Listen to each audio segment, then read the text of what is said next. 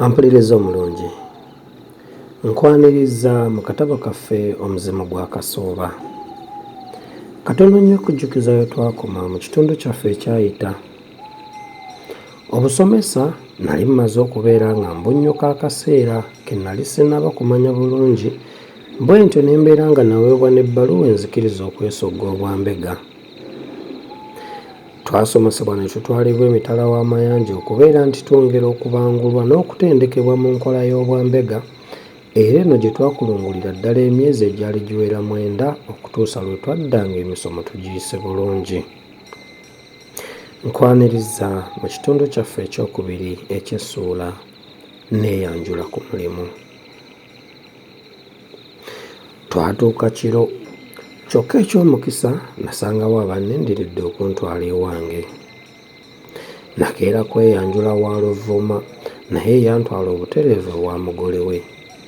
Bankulisa okudda okw'obwaffe emirembe era ne bantegeezanga ne lipoota y'ebyomusomo gwange bwe yabali mu 5.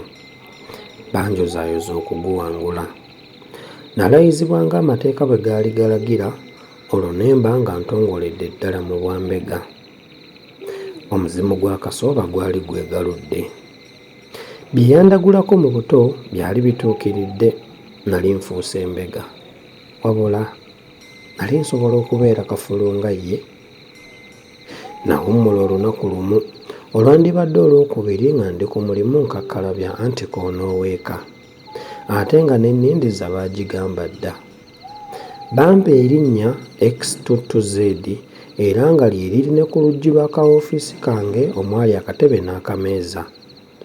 Akameeza kaalimu akasanduuko akasibwa ate nga ku ntikko yaako kuliko ebintu byonna ebitera okusangibwa mu zoofiisi ez'emirimu ng'eno. Ku kisenge kwaliko essaawa ennene ey'ekide eyakikompolanga buli kitundu kya ssaawa n'essaawa ennamba. Nategeezebwanga bwe nnali okukolagana ne Luvuuma ku by'emirimu gyange. Luvuuma yali alabika bulungi, musajja mwangu, atakaluubirira muntu yenna, atalumamba yadde okumiimiira era atekkaanya ne bw'omuteganya otya. Entunula n'enjogera ye nga bisikiriza omuntu okumwesiga n'okukolagana naye obulungi.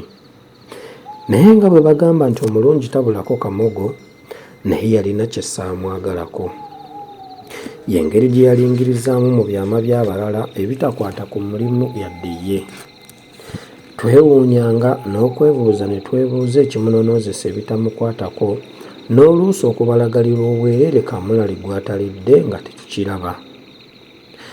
Olunaku olwasooka lwaggwako nga sirina kalimu n'akamu ke nkoze, anti nga siraba na wentandikira. Mukama wange yaliko gy'alaze, ate ng'abantu abalala siyinza kubeebuuzaako ku kye mba nkola. Nali sibamanyidde era ng'abamu bakuumiira n'okuntunuulira ekiziimuziimu nga bampitako buli lwe nabanga nfulumyeko mu ofiisi yange ne tusisinkana. Bwe ntyo nga mbatya okubaasamiza akamwa ku nsonga yonna. Enkeera naggukira mu ofiisi ya Luvuuma gwe nasanga ayogera n'omuntu ku ssimu era olwagissa ne mmusosooterera obuzibu bwange. Yannyinnyonnyola kalonda w'enkola y'ekitongole. Yantegeeza ng'abakozi abamu bonna bwe baali batamanyaganya okuggyako abo abakolera mu ttabi erimu. Abagenda okuyingira mu kitongole baali basooka kusunsulwa n'okukenenulwa mu ngeri ya njawulo nga tebannakkirizibwa. Bwe kityo tebaali bangi. Ekitongole kyali kiyitibwa Nalubaale era nga buli mbega aweebwa ennamba. Ennamba eyo nga lye linnya lye. Buli mbega agenda ku mulimu omuzibu yali ateekwa okugenda ne kalaadiyo kakuluunye akakwata n'okuweereza ebigambo era nga bulaadiyo buno bwakolebwa mu ngeri za njawulo. Oli ng'alina ekintu ekikulu ekyembagirawo ky'ayagala okutegeeza ab'oku kitebe nga kalaadiyo ako k'akozesa.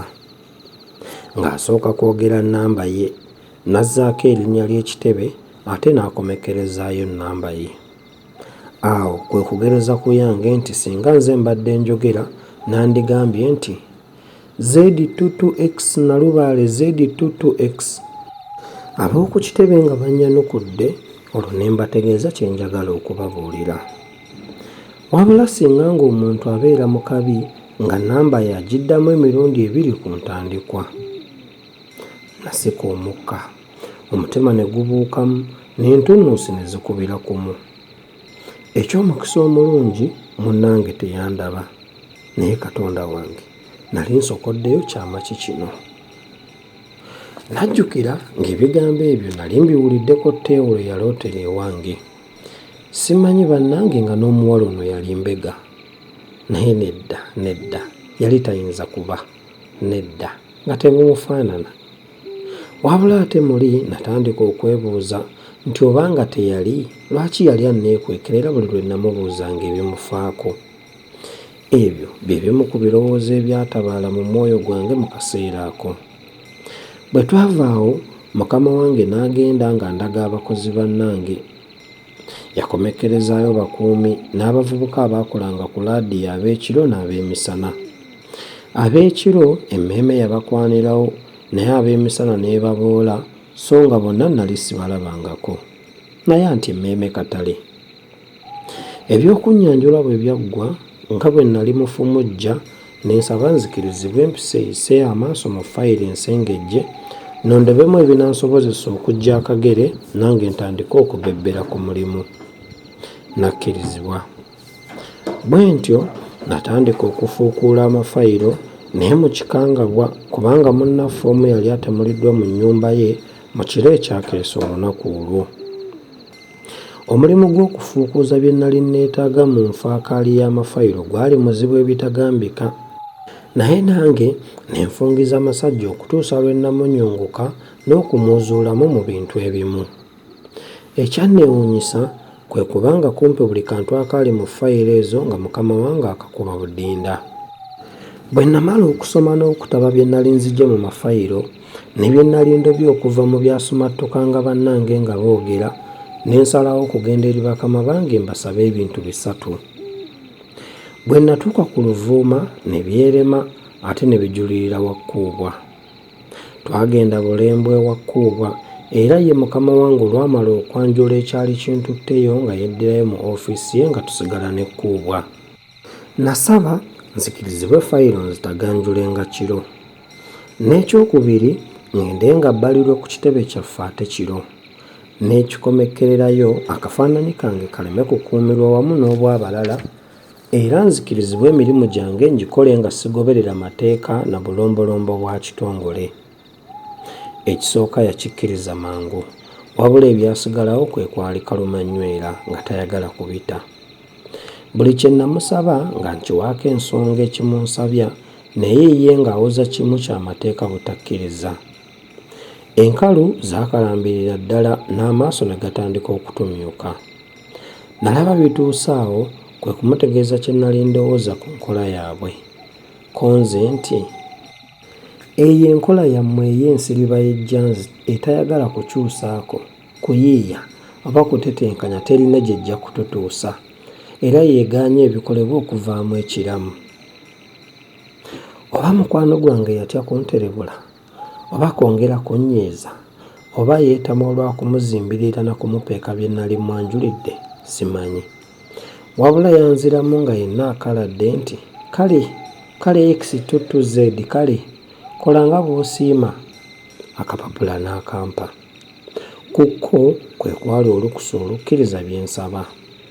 Nakatwala ewa Luvuuma. Yakasoma era ng'akamazeeko n'andabikira ng'eyali tasiimye kikoleddwa. Yakassa wansi nga tannyeze n'alowooza. Nalwirawo ddala nga nnyimiridde okutuusa lwe nakamusaba. Yayagala akasigaze, naye ne mmutegeeza nga bwe nnali nkeetaaga okumpisanga ku bakuumi. Kyokka ne mmusuubiza okumufunira kopi yaako, ekintu kye natuukiriza nga wayiseewo essaawa emu yokka.